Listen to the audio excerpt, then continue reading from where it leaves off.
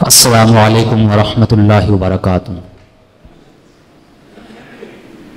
हाज़रीन, अगर मैं भी वही बात कहूँ जो मौलाना ने आगाज़ में कही थी तो ये मुनासिब नहीं होगा। मैं फिर सलाम करता हूँ, आपके जवाब का भी मुंतज़िर हूँ, आपकी बेदारी भी देखना चाहता हूँ।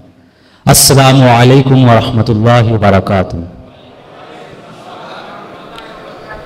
सरज़मीन हासन पर ये खूबसूरत मुशायरा आली जनाब अनवर ख़ान अनवर साहब और रहबर वेलफेयर सोसाइटी के तवस्सुत से मुनाकिद किया गया है। आज की मेरी फहरिस्त में हिंदुस्तान के वो मारूफ शुराए किराम मौजूद हैं जिन्हें सुनने के लिए दुनिया उर्दू अदब मुंतज़िर रहा करती है। उर्दू के ताल्लुक से सदर मौसूफ अनवर ख़ान अनवर साहब गुफ्तगू फरमा रहे थे। मैं चाहता हूं कि वहीं से मैं आगाज करूं। उर्दू मिटती जा रही है, उर्दू खत्म होती जा रही है, या फिर हम उर्दू से दूर होते जा रहे हैं। और ये बहुत अच्छी पहल है रहबर वेलफेयर सोसाइटी की, इस अदारे की, अनवर ख़ान अनवर साहब की, उनके तमाम अहबाब की। लेकिन मैं ये कहना चाहता हूं कि जुबानें किसी के मिटाने से मिटती नहीं है, और ख़ास तौर से उर्दू जैसी शीरीनी ज़ुबान। और जब इसकी हिफाजत के लिए अनवर ख़ान जैसे लोग, आप जैसे लोग मौजूद हैं तो ये ज़ुबानें और मज़ीद फलेंगी फूलेंगी। ये उर्दू का जादू है कि जब सुप्रीम कोर्ट में शिवसेना के ढांचे को लेकर बहस होती है तो वहां वकील बशीर बद्र का एक शेर पढ़ता है कि मैं चुप रहा तो और गलत फहमियां बढ़ी, वो भी सुना है उसने जो मैंने कहा नहीं। तो जज जो होता है वो बहस छोड़ देता है, वो ये पूछता है कि ये शेर किसका है, और शेर पर गुफ्तगू होती है। तो ये उर्दू का जादू है। उर्दू का जादू ये है दोस्तों कि अक़वाम मुत्तहदा में अब तक सिर्फ 5 जुबानों में सरकारी काम काज होता था, लेकिन इस साल से छठी जुबान के तौर पर उर्दू को भी शामिल कर लिया गया है। यह हमारे अपने लिए खुशी की बात है, जश्न की बात है।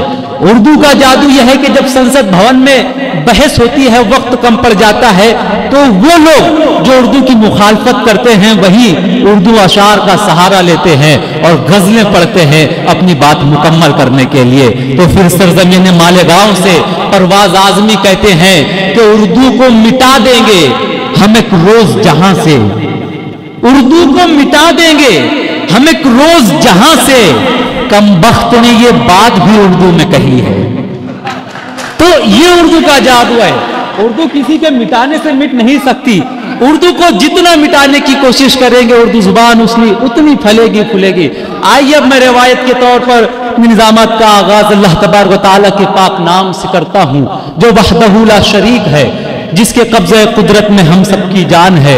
मौसम के इशारे जिसकी मर्जी के मोहताज, जिसकी मर्जी के बगैर न दिन तब्दील होता है न रात आती है, कि हमने तुझे जाना है फकत तेरी अता से।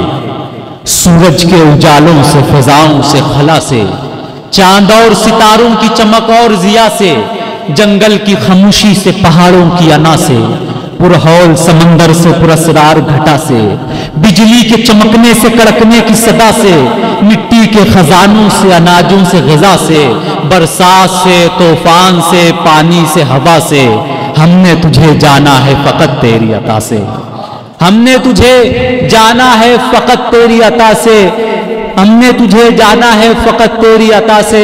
इब्लीस के फितनों से तो आदम की खता से, औसाफ इब्राहिम से यूसुफ की हया से, और हजरत अय्यूब की तस्लीम और रजा से, ईसा की मसीहाई से, मूसा के आसा से, नमरूद के फिरौन के अंजाम फना से, काबे के तकद्दुस से तो मरवा व सफा से, यासीन से, ताहा से, मुजम्मिल से, नबा से, तौरात से, इंजील से, कुरान की सदा से, एक नूर जो निकला था कभी गार हिरा से। हमने तुझे जाना है फकत तेरी अता से। जरा एक मरतबा बाआवाज़ बुलंद कहिए सुभान अल्लाह। आइए अल्लाह तबारक व तआला की हम्द व सना के बाद हाजिरी को चलते हैं उस दरबार में जो महबूब खुदा है, फ़ख्र कुल जहान है, वजह तख्लीक़ कायनात है। حاضری کو چلتے ہیں اس دربار میں جو رحمت للعالمین ہے، جس کے لیے شاعر کہتا ہے کہ خدا کے بعد ان کے نام کی ترتیب ہوتی ہے، فلک پر بھی درود پاک کی تقریب ہوتی ہے۔